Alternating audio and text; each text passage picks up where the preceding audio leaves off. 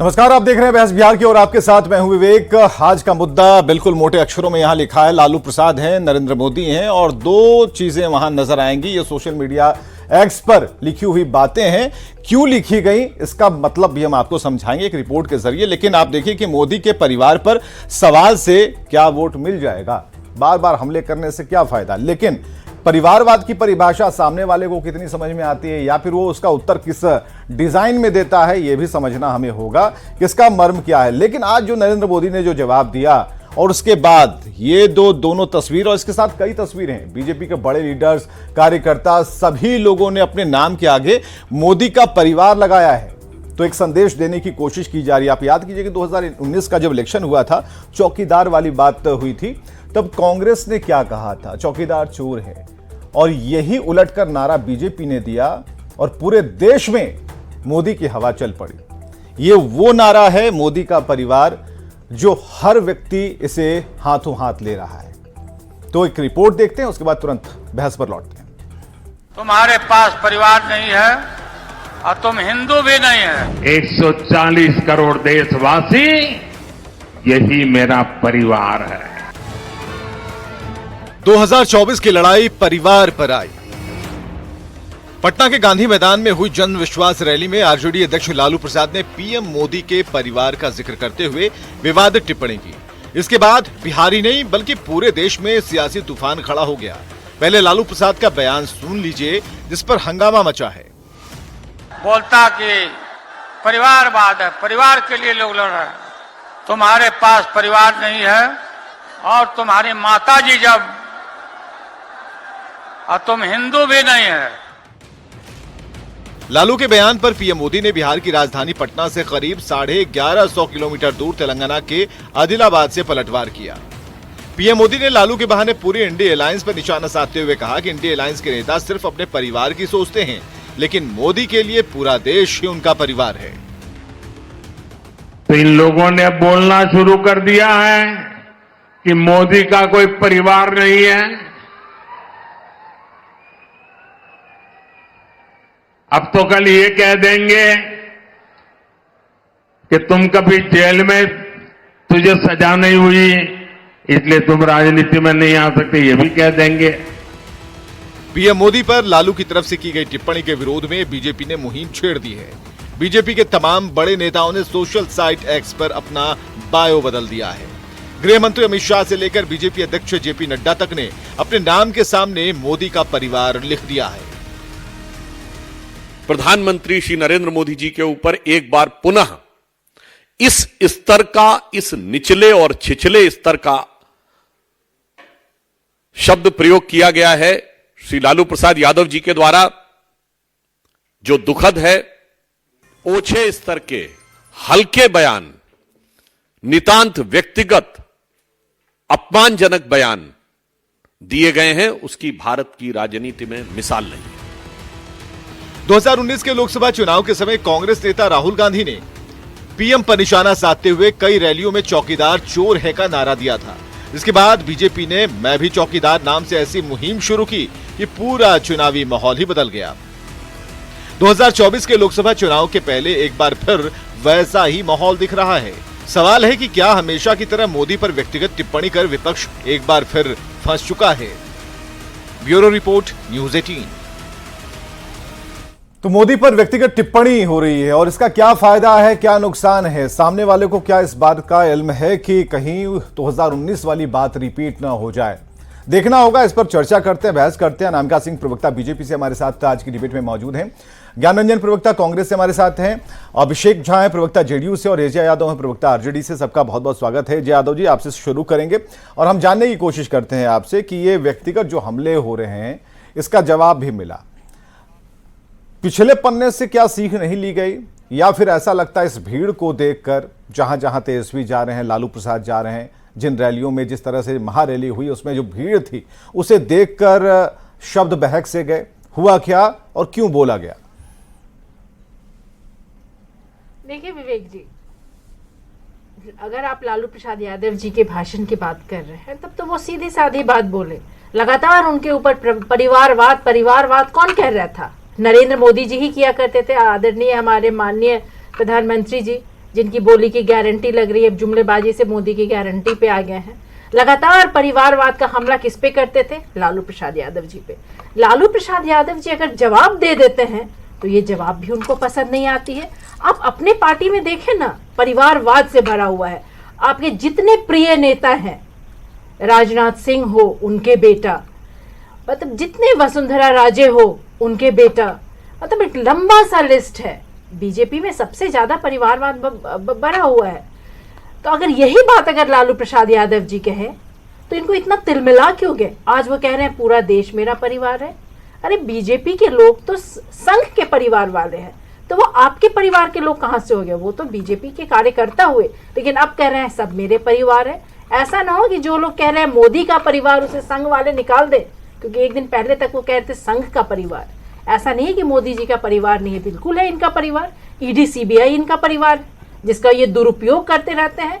जितने भी strong opposition है उनके खिलाफ इस दुरुपयोग करते हैं। अगर आप कुछ बोलते हैं तो आपको सुनने की, जवाब लेने की क्षमता रखनी होगी, और उसी एक गरिमा के साथ रखनी होगी। ना तो आप ना बोलेंगे तो जवाब तो मिलेगा ही। तो आज वो तिलमिला क्यों रहे? आप मुझे कितने ऐसे वीडियोस आप हमें उपलब्ध करा सकते हैं जिसमें देश के प्रधानमंत्री नरेंद्र मोदी ने लालू प्रसाद, तेजस्वी यादव, राबड़ी देवी, तेज प्रताप यादव, मीसा भारती, ये सभी के नाम लेकर व्यक्तिगत तौर पर टिप्पणी की हो? क्या ऐसे कुछ वीडियो क्लिप्स हैं आपके पास जो इस वक्त आप दिखा पाएंगे? विवेक जी, आप भूल रहे हैं, वो तो जो हमारे माननीय मुख्यमंत्री नीतीश कुमार जी हैं, उन्हीं के डीएनए पे टिप्पणी कर दिए, जो सबसे भद्दी बात मानी जाती है हमारी संस्कृति में। उनके डीएनए पे शक डाल दिए। नहीं, जो सवाल और हम आप क्या कर रहे हैं, ठीक सुनना है, चाहते हैं? वो मुजफ्फरपुर की रैली हमें पता है। इससे भी आप संतुष्ट नहीं है? इससे भी आप संतुष्ट? एजा जी, वो मुजफ्फरपुर की रैली हमें भी याद है। क्या हुआ था, नहीं हुआ था, राजनीति में क्या हो रहा है, किसके दरवाजे बंद हो रहे खुल रहे हैं, ये सब कुछ हमें पता है।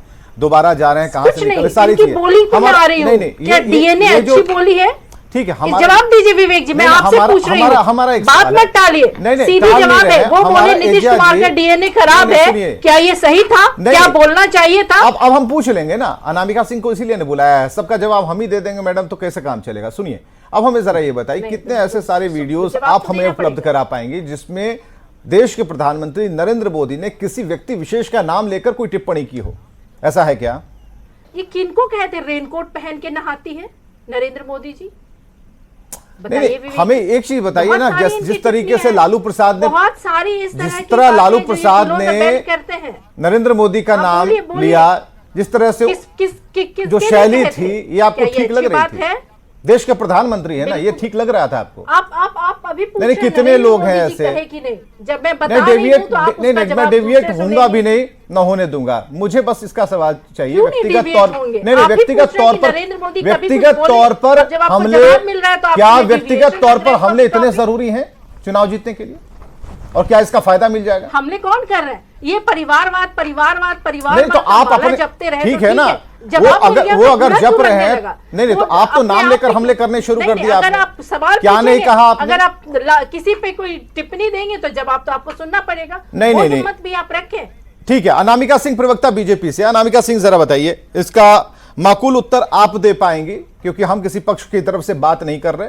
विपक्ष भी हमारा है, पक्ष भी हमारा है, और हम यहां पर एक मंच दे रहे हैं जिसमें आप अपनी बात, जो विपक्ष के दिमाग में जो सवाल है उसका जवाब सत्ता पक्ष की तरफ से आएगा। अनामिका सिंह, इसका जवाब क्या है, आप उत्तर दें। विवेक जी, जिस तरह से लालू प्रसाद जी ने जिस तरह की भाषा कही, मुझे बिल्कुल भी आश्चर्य नहीं है।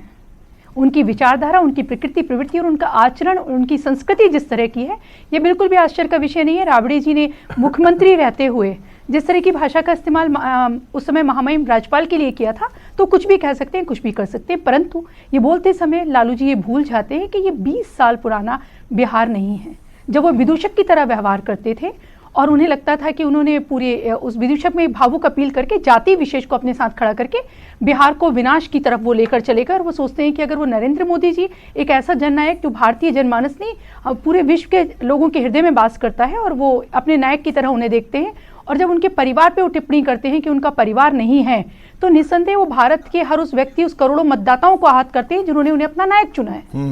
वो भूल जाते हैं कि अगर आप उन लोगों को अपने लिए खड़ा कर पाते हैं जिनको कहते हैं कि लाठी पिलाइए, लाठी को तेल पिलाइए और आप खड़े रहिए, तो वो उनके साथ भी नरेंद्र मोदी जी के साथ वो भू सांस्कृतिक राष्ट्रवाद वाला हर व्यक्ति और नागरिक खड़ा रहेगा जो भारत के नायक के रूप में आदरणीय नरेंद्र मोदी जी को देखना चाहता है। एक विषय।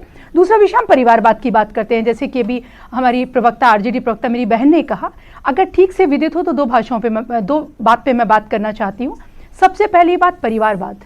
भारतीय जनता पार्टी और जितनी भी मैं यहाँ के लालू जी के परिवार की ही बात कर लेती हूँ, यहाँ से दक्षिण तक जो परंपरा है उसमें यह फर्क है कि यह तय नहीं है कि राजनाथ जी का बेटा ही अगली बार वहाँ से लड़ेगा और उनका पोता ही लड़ेगा, पर लालू जी के परिवार में तय है कि अगर वो जेल जाएंगे तो राबड़ी जी मुख्यमंत्री बनेंगी।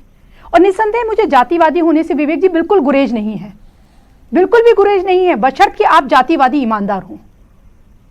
अगर आपको टिकट देना हो तो आप हरियाणा से किसी को लेकर ना आए, आप बिल्कुल जातिवादी बनिए, क्योंकि अगर हर नेता ईमानदारी से जातिवादी हो जाए तो हर जाति का बहुत विकास हो जाएगा, वो उन्नति कर जाएगी। आप परिवार अपनी जातिवाद की भावुक अपीलें कर लोगों को अपने हक में इस्तेमाल करके अपने परिवार को मत बढ़ाइए। आप जाति का विकास करिए, जाति के नाम पर वोट मांगिए, आगे बढ़िए। हाँ, इसका जवाब लेते जाएंगे। हाँ, एजे यादव जी क्या कहना है आप? देखिए, बात तो परिवारवाद की ही है, वंशवाद की ही है। आप उन्हें जिन शब्दों में, जिन माला में उन्हें पिरोए। राजनाथ सिंह के बेटा, अब लंबा लिस्ट है, इतना लंबा लिस्ट है कि अगर वो निकाल दे तो शायद ये डिबेट में भी खत्म न हो जाए। ये लोग लगातार चुनाव लड़ते हैं, एक पार्टी से नहीं मिले तो दूसरी पार्टी में चले जाते हैं, वहां इस पार्टी में है तो वंशवाद, और अपने दूसरी पार्टी बीजेपी में चले गए तो वंशवाद खत्म हो जाता है। आप सिंधिया जी के बेटा को ही देखिए, क्या उनका वंशवाद नहीं है? कांग्रेस में थे तो वंशवाद, बीजेपी में चले गए तो वंशवाद नहीं, चुनाव नहीं जीते तो राज्यसभा सांसद बना दिया गया। क्या ये वंशवाद नहीं है? ये परिवारवाद नहीं है? अगर हार गए तुम तो तुम्हें राज्यसभा बना दिया जाएगा। अब चुनाव भी छोड़ दीजिए, हमारे यहाँ तो लोग चुनाव जीत करके आ रहे हैं, तो चुनाव हार गए तो राज्यसभा के सांसद प्रधानमंत्री बना दिए, मंत्री भी बना दिए। इससे बड़ा एग्जाम्पल क्या हो सकता है कि बीजेपी में परिवारवाद नहीं है? 30 सेकंड का वक्त है। नामिका सिंह, नरेंद्र मोदी जी के नजदीकी हैं। ये शायद मीसा भारती जी की बात कर रही हैं विवेक जी, मीसा जी की बात कर रही हैं, जिन्हें हारने पर चूंकि सत्ता चाहिए इसलिए राज्यसभा भेज दिया जाता है। और महिला आरक्षण का अर्थ जो होता है वो राबड़ी देवी जी होती हैं या तो फिर मीसा जी होती हैं। क्यों नहीं हमारी बहन जो बैठी हुई है अजय जी, ये होती हैं? ये मुझे लगता है ज़्यादा क्वालिफाइड है राबड़ी देवी जी से, और इनके जैसी बेहतरीन बहनें। तो परिवारवाद का स्पष्ट अर्थ समझना होगा, वंशवाद का, कि जब लगातार बिल्कुल रजिस्टर दस्तावेज तैयार कर दिए जाए इस बात के लिए कि उसी परिवार का योग्य अयोग्य, काबिल नाकाबिल व्यक्ति ही उस पद पर बैठने का पात्र होगा, उसे परिवारवाद कहते हैं। और अपनी योग्यता, अपनी कर्मठता के, अगर आप जिनकी बात करती हो, अगर राजनाथ सिंह जी के बेटे की बात कर रही हो और लोगों की बात कर रही हो, वो लोग मंडल से शुरू करते हैं, एबीवीपी से अपनी राजनीति शुरू करते हैं, मंडल के अध्यक्ष से काम शुरू करते हैं और 10-15 साल के बाद उन्हें टिकट दिए जाते हैं। वो ये तय नहीं होता है कि वो इस परिवार में पैदा हो गए ना, टिकट दे दिया जाएगा।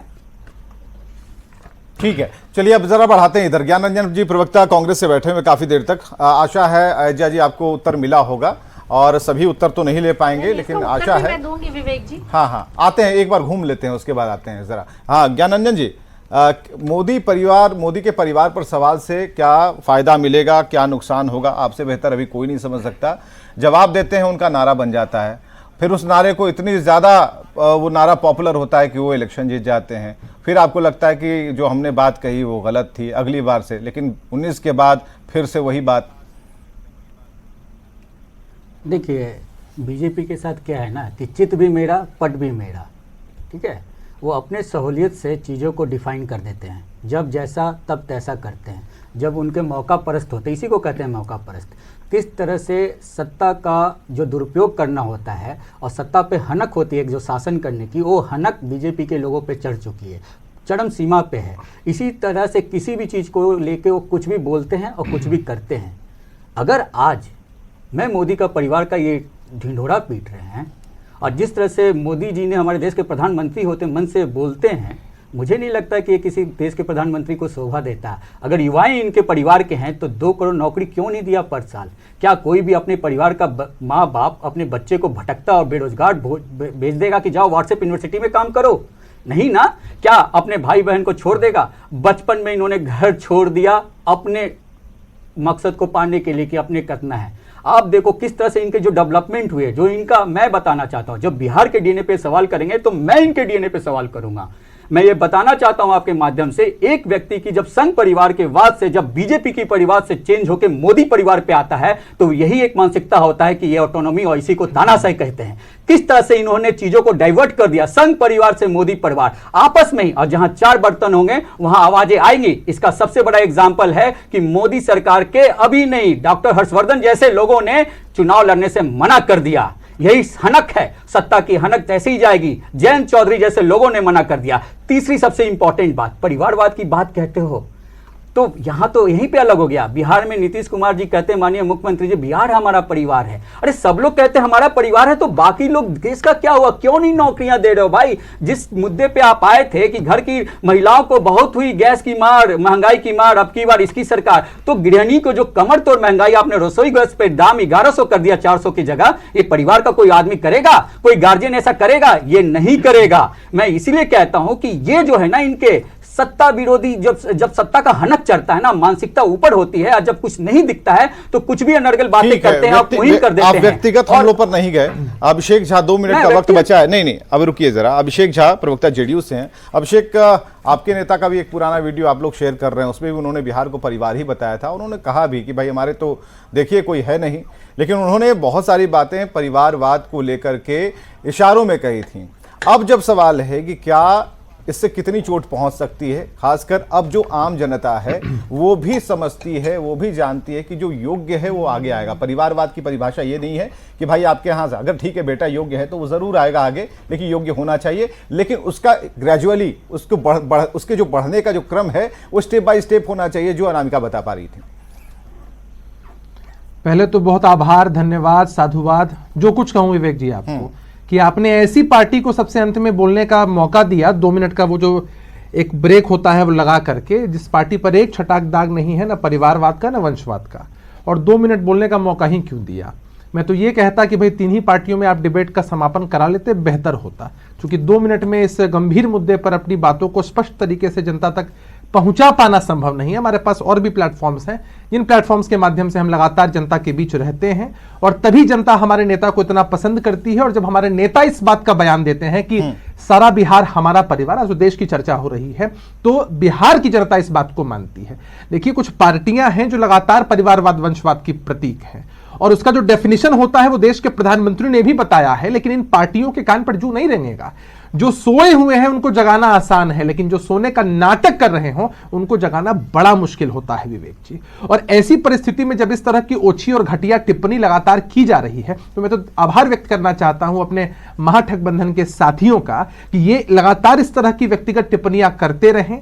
जनता के बीच में एक नकारात्मक संदेश इनकी तरफ से जाता रहेगा। जनता इस बात को समझेगी कि इनके पास कोई मुद्दा नहीं है, व्यक्ति विशेष का विरोध करना ही इनकी प्राथमिकता में शामिल है, और इसका फायदा वोटों के माध्यम से जनता हमको देगी, एनडीए के कुनबे को देगी। सहानुभूति जनता की ओर बढ़ेगी, क्योंकि जनता जानती है कि ये लोग इसी तरह की राजनीति करते रहे हैं। और जिन भी पार्टियों का आप नाम ले, आपने वीडियो, आपने तो समय ही मुझे कम दिया है, आप सबको मालूम होगा, मैं एक वीडियो आपको दिखाना चाहता हूं, हालांकि आप सब लोगों ने देखा होगा। इस वीडियो में आप साफ तौर पर देख पा रहे हैं किस तरह से आदरणीय लालू प्रसाद यादव जी पहले तेजस्वी यादव जी की तारीफ करते हैं, तेज प्रताप यादव जी की तारीफ करते हैं, मीसा भारती जी की तारीफ करते हैं, उसके बाद रोहिणी आचार्य जी की तारीफ करते हैं। इसमें कोई गुरेज नहीं है। हर पिता को गर्व होना चाहिए अपने बेटे पर, अगर बेटे ने कुछ भी किया है जीवन में, हम इसके खिलाफ नहीं है। लेकिन जब आप ऐसे मंच पे जाते हैं जहां लाखों कार्यकर्ता आपको सुनने को तैयार है आपके हिसाब से, उस समय आप किसी आम कार्यकर्ता के विषय में कह रहे होते कि इस कार्यकर्ता ने भी अपने खून पसीने से सींच कर पार्टी को खड़ा किया है, तो शायद एक सकारात्मक संदेश पूरे देश में जाना होता। ये पॉइंट वाली बात कह दी, 2 मिनट का समय अभिषेक को दिया था, लेकिन आज अभिषेक ने लबोलुआब कह दिया। इसका मतलब समझा दिया कि भाई डिबेट का मकसद क्या था और किस गति में ये जा रहा है। बहुत बहुत शुक्रिया अभिषेक, माफ कीजिएगा, आज का समय यहीं पर समाप्त होता है। खबरें लगातार जारी हैं, इस डिबेट में बने रहने के लिए आप सभी का बहुत बहुत शुक्रिया।